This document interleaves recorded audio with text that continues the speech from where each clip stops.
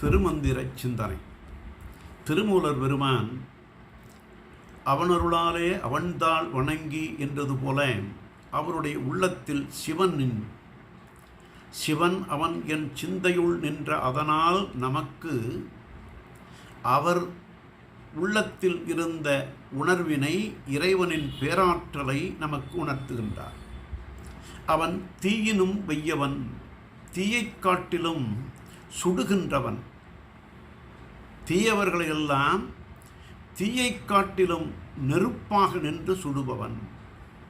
வெய்யவன்கான் வெய்ய கணல் ஏந்தினான்கான் என்று வருவது போல, நீரவன்கான் நீர் சடைமேல் நிகழ்வித்தான்கான் என்று வருவது போல, தீயினும் வெய்யன், புனலினும் தண்ணியன், நீரைக் காட்டிலும் மிகவும் குளிர்ச்சியாக இருப்பவன். யாருக்கு? நல்ல அன்பர்களுக்கு, பக்தர்களுக்கு.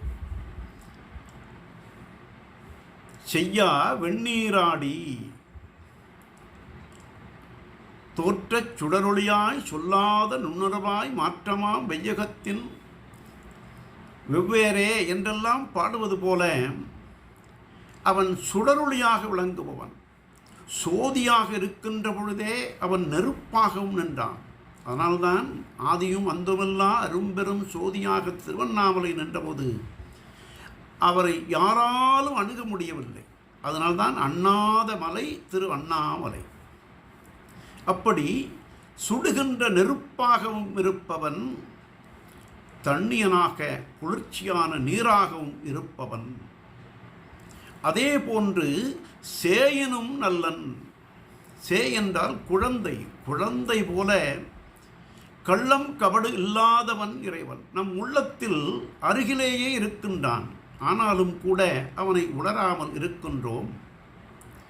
சேயனும் நல்லன். குழந்தையும் தெய்வமும் ஒன்று என்று பாடுவது போல அவன் குழந்தை மனத்தவன். குழைந்த மனத்தோடு அவனை அழைத்தால் ஓடோடி வருவதற்கு அவன் அணியமாக இருக்கிறான். சேயனும் நல்லன் அணியன் நல் அன்பர்க்கு தாயினும் நல்லன். தாயை விட உயர்ந்தவன். பால் நினைந்தூட்டும் தாயினும் சாலப்பறிந்து என்று பாடுவது போல அவன் தாயைக் காட்டிலும் உயர்ந்தவன். தாயவன் தன்னொப்பில்லா தூயவன். தூ மதிசூடி எல்லாம் ஆயவன். முனிவர்க்கும் அமரர்க்கும் சேயவன். உறைவிடம் திருவல்லமே என்று ஞானசம்பந்தர் பாடுவது போல அவன் தாய்க்கு தாயாக இருக்கிறான், சேய்க்கு சேயாக இருக்கிறான். அவன் தாழ்சடையோனாக வெள்ளந்தாள் விரிசடையாய் என்று சொல்வது போல அவன் நீரை சுமந்து கங்கையை சூடி இருக்கிறான்.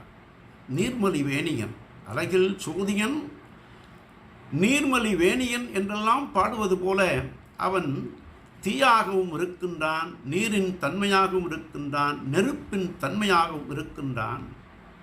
அப்படிப்பட்ட ஈசனை, தாயானை, தந்தையுமாய தன்மைகள் ஆயானை, ஆய நல் அன்பர்க்கு சேயானை, சீர்திகழும் திருக்காராயில் மேயானை என்பவனை மேவ வினை வாராவே என்று ஞானசம்பந்தர் பாடுவது போல தாயினும் நல்லவனாக இருக்கின்றான், சேயனும் நல்லவனாக இருக்கின்றான், தீயினும் வெப்பமாக இருக்கின்றான், புனலினும் தண்ணியனாக இருக்கின்றான். ஆனாலும் ஈசன் அருள் அறிவார் இல்லை.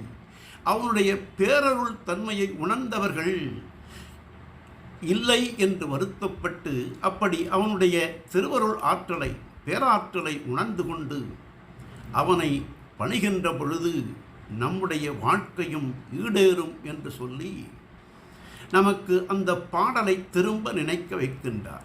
தீயினும் வெய்யன், புனலினும் தண்ணியன், ஆயினும் ஈசன் அருளறிவார் இல்லை.